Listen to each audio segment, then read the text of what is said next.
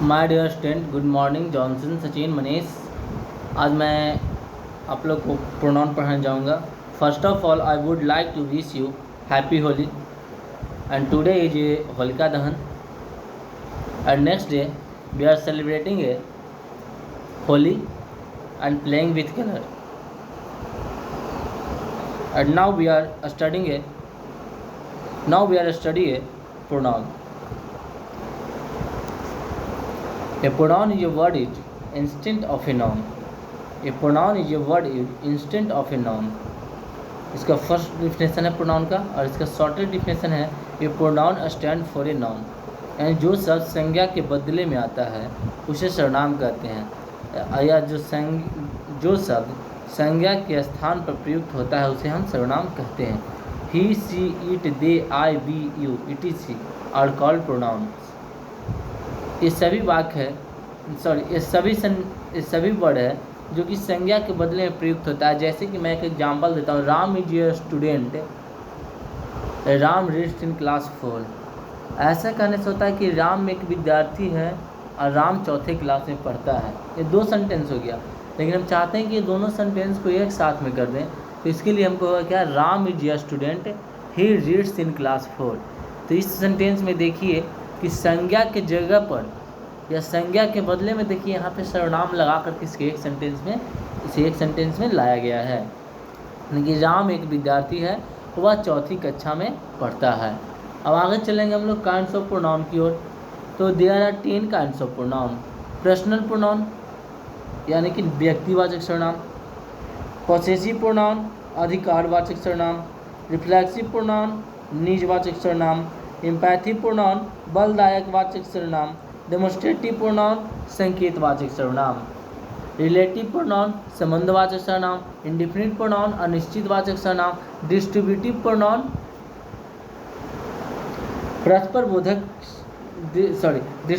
Pronoun वशिष्ठवाचक सर्वनाम, reciprocal pronoun परस्पर बोधक सर्वनाम,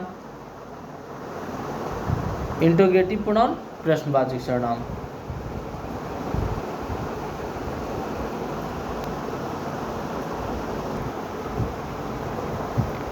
अब चलेंगे, now we are learning a personal pronoun. I, we, you, he, she, it and they are called personal pronoun. व्यक्तिवाचक सर्वनाम है जो I, we, you, he, she, it जो है, इसको हम व्यक्तिवाचक सर्वनाम में प्रयोग करते हैं। Personal means relating to person, यानी कि जो व्यक्ति से जुड़ा हुआ हो। पर्सनल का मतलब होता है जो व्यक्ति से जुड़ा हुआ है। फर्स्ट पर्सन उत्तम पुरुष, सेकंड पर्सन मध्यम पुरुष, थर्ड पर्सन अन्य पुरुष। I and we are called first person, FP यानी first person. You are is called second person, he, she, it and they are called third person. Face of personal pronoun change into case wise. All forms of personal pronouns see here. My, our, your, his, her, its and their are called possessive adjective. यहाँ पे मैंने all forms नहीं दिया है, पर मैं यहाँ बता दे रहा हूँ कि ऑल फॉर्म्स कौन कौन से होते हैं पॉसेसिव प्रोनाउन का। तो यहाँ पे मैं आप लोग को बता देता हूँ, लिख देता हूँ, देख लीजिएगा। I, we, you, he, she, it, THEY दे।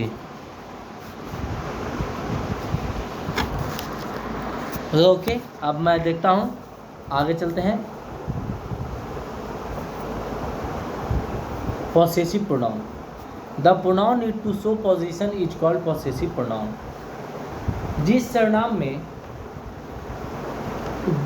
सर्वनाम का उपयोग अधिकार दिखाने के लिए किया जाता है उसे हम पॉसेसिव प्रोनाउन कहते हैं। जैसे mine, our, yours, hers, his, theirs, etc।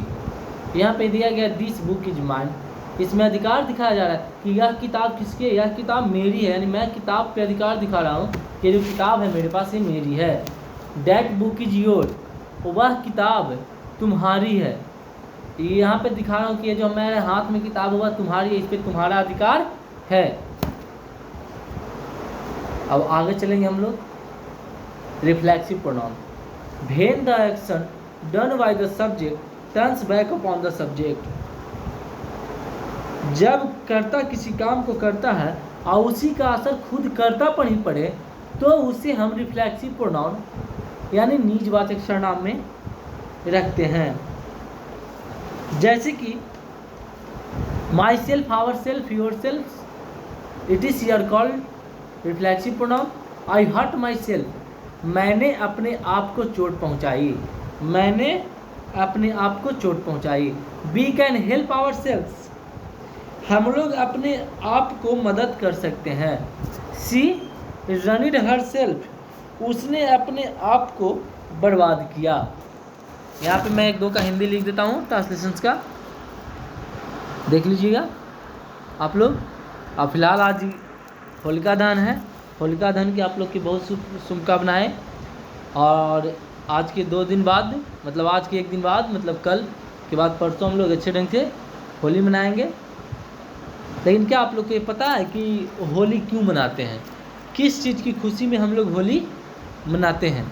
तो इसके बारे में मैं आपको लास्ट वीडियो में, मतलब वीडियो के लास्ट में मैं आप लोग को बतला दूंगा। इसके लिए आप लोग से आग्रह है कि आप लोग चैनल को ज़्यादा से ज़्यादा लाइक और सब्सक्राइब करें और शेयर करें। यहाँ पे मैं लिख दे रहा हूँ, आई हर्ट माई सेल्फ का मतलब होता है मैंने अपने आप को चोट पहुँचाई।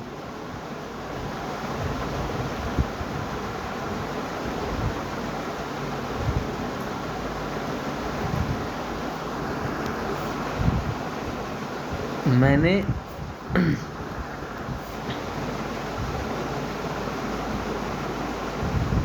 अपने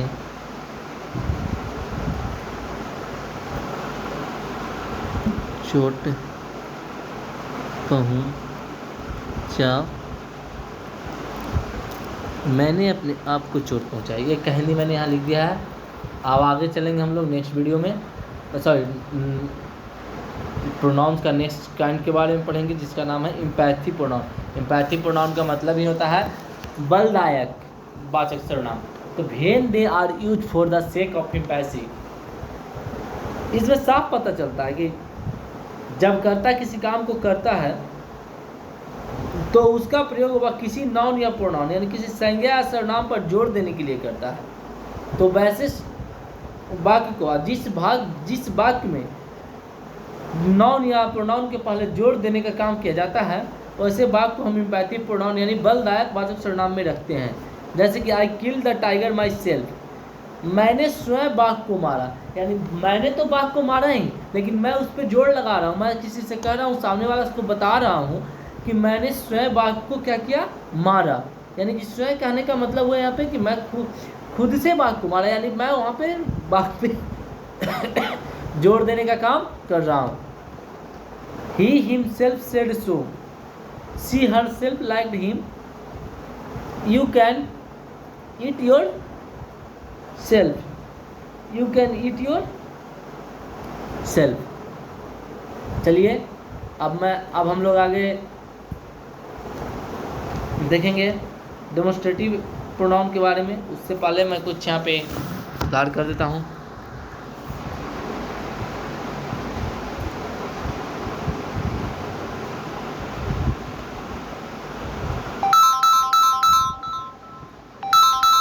चलिए अब आगे चलेंगे डेमोन्स्ट्रेटिव प्रोनाउन के बारे में।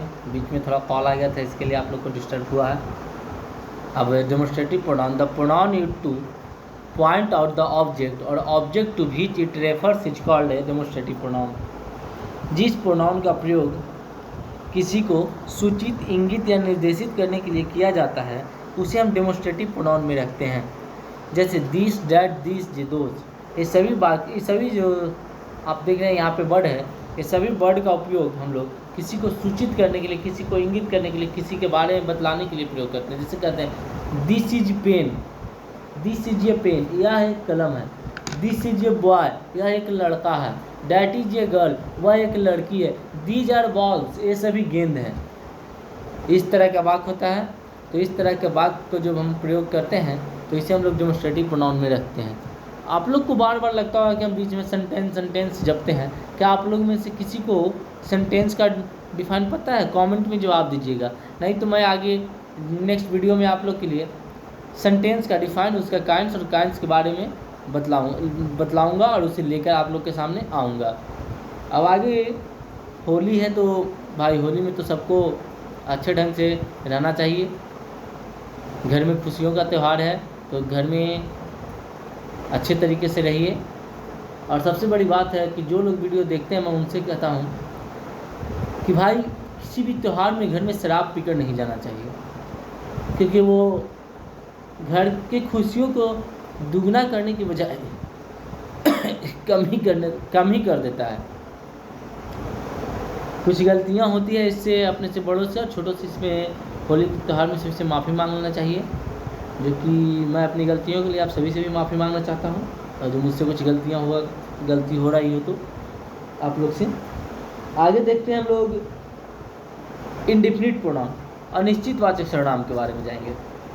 तो an indefinite pronoun refers to person और things in a general way and does not refer to any person or things in a particular। जिस प्रोनाउन से किसी निश्चित व्यक्ति या वस्तु का बोध नहीं होता, यानी कहने का मतलब है कि जो प्रोनाउन किसी व्यक्ति या वस्तु को जनरल वे में रेफर नहीं कर सकता है और कोई पर्सन और थिंग्स को खास कर, मतलब किसी व्यक्ति या वस्तु को जनरल वे में यानी कि एक निश्चित तरीके में उसको नहीं भेज सकता है, वैसे बात को हम लोग इंडेफिनिट प्रोनाउन में रखते हैं। जैसे कि सम आर जेंटल, कुछ लोग नेक हैं। ऑल आर फुलिश, सभी मूर्ख हैं। फिर दिया हुआ इसमें somebody has stolen my pen, anybody can beat me. ऐसे इसका हिंदी में एक लाइन में डिफाइन है कि जिस प्रोनाउन से किसी निश्चित व्यक्ति या वस्तु का बोध नहीं होता हो उसे हम इंडेफिनिट प्रोनाउन कहते हैं। तो हम इसका एक डिफिनेशन और इंग्लिश में देना चाहेंगे,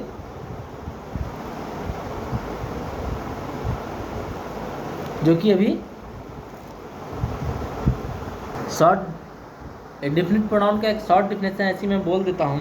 which pronoun refers to person और things do not a definite way it's called indefinite pronoun. ये मैं अपने तरीके से सोचकर इससे बताया हूँ, जो आप लोग को अच्छा लगे तो आगे देखिएगा, नहीं तो मैं आगे बताने जा रहा हूँ distributive pronoun. When each either neither are used as pronouns they are called distributive pronoun.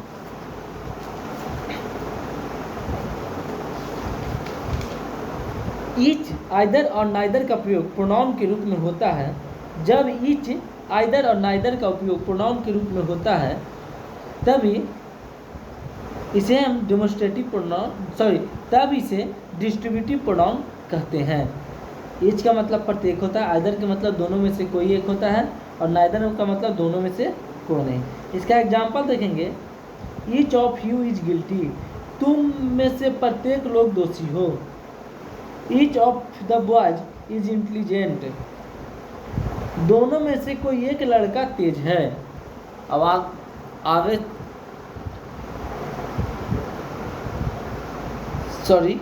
Either of you can take this book, तुम दोनों में से कोई एक किताब ले सकते हो। आगे हम लोग चलेंगे रेसिप्रोकल प्रोनाउन की ओर।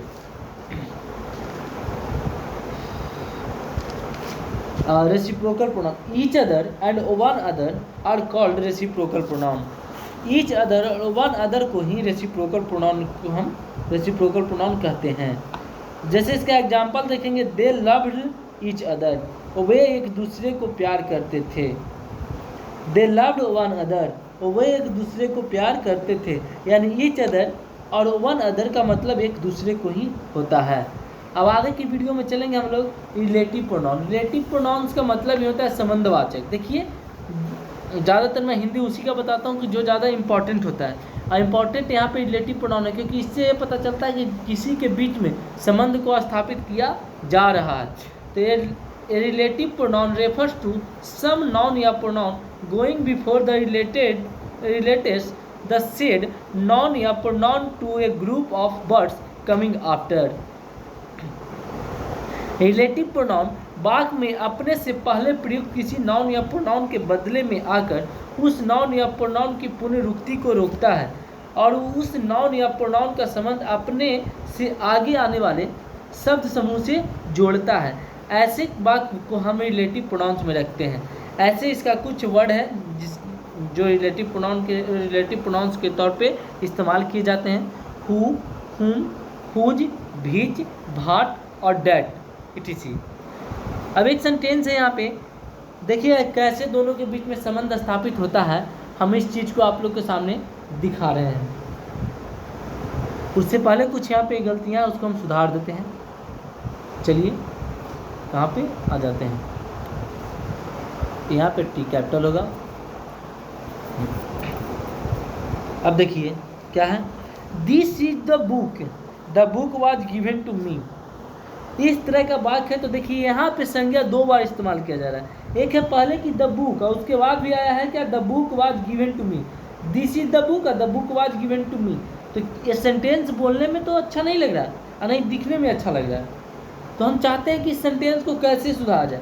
तो इसके लिए यहाँ पे हम रिलेटिव प्रोनाउन का उपयोग करते हैं ताकि दोनों का बीच में जो है जो फुल स्टॉप है उसको हटा दिया जाए और दोनों के बीच में एक संबंध जोड़ दिया है। तो वहाँ पे एक डैट वर्ड से संबंध को हम जोड़ देंगे। This is the book that was given to me. That लगाने से क्या हुआ, दोनों का बीच का रिलेशन आपस में जुड़ गया। यह एक किताब है जो कि मुझे चाहिए था। यह किताब मुझे चाहिए था, तो इसको मैं डैट लगाने से क्या हुआ, यह एक किताब है जो मुझे चाहिए था।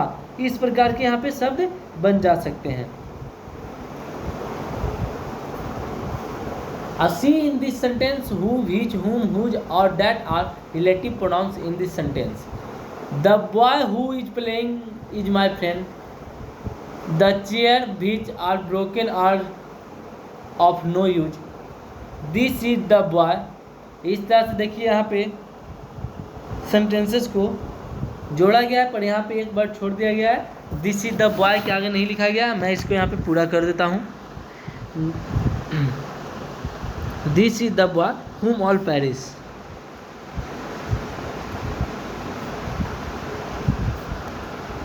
PR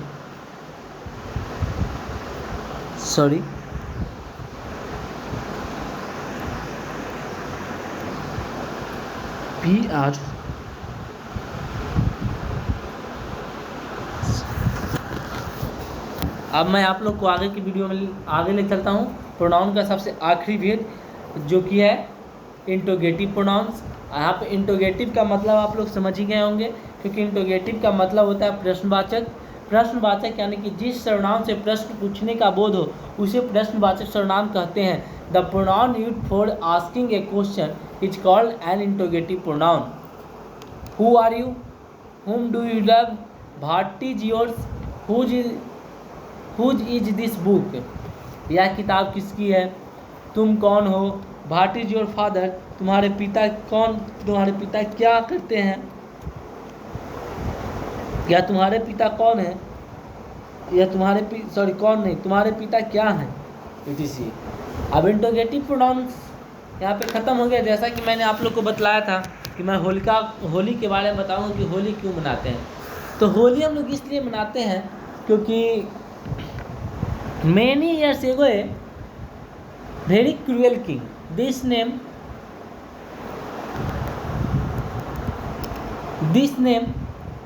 Hiranyakashipu, his son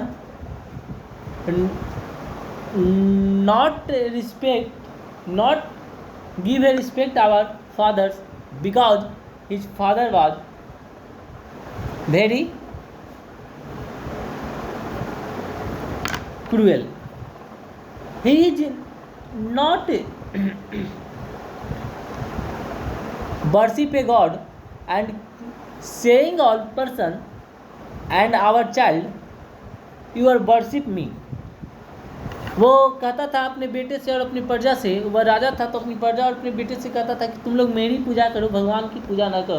पर उसका बेटे ने उसकी बात नहीं माना और भगवान की पूजा करते रहा। तो एक दिन की बात है कि वो अपने बेटे को आग में जला कर मारना चाहा। उसकी बहन को एक वरदान था कि वो आग में नहीं जल सकती है। ऐसा हुआ भगवान का प्रकोप कि उसकी बहन जो आग में जल गई और वो बच गया। उसके बचने पर बड़ी तरह से और मारने के प्रयत्न किया तो वो उसके पुत्र ने बोला कि हम में तुम में खड़े खम्भे, भगवान सभी जगह पे हैं। और इसी वजह से वो सभी खम्भे को काटने लगा। वहाँ पे नरसिंह भगवान का अवतारी हुआ और नरसिंह भगवान ने उसे वहाँ पे वध किया। तो इसी दिन से हम लोग होली को मनाते आ रहे हैं, क्योंकि इसी दिन बुराई पे अच्छाई की जीत हुई। ऐसा कहा जाता है कि बुराई कितना भी ताकतवर क्यों ना हो, पर आप अच्छे से चलिएगा, अच्छे मार्ग अपनाइएगा तो आप हमेशा आपकी जीत होगी। हाँ, आपको कठिनाइयाँ होगी पर आप हारिएगा। इसीलिए बुराई पे अच्छाई की जीत होती है। इसीलिए हमेशा हम लोग को अच्छे रास्ता पे चलना चाहिए। जय हिंद। और होली की बहुत बहुत आप लोग की शुभकामनाएं। आप लोग मेरे चैनल को लाइक और सब्सक्राइब कीजिए और ज़्यादा से ज़्यादा इसको शेयर कीजिए ताकि ज़्यादा लोग इसे देख सकें। हाँ, छोटी बहुत मोटी जो गलतियाँ हो रही है वीडियो में, उसके लिए आपसे माफ़ी चाहता हूँ।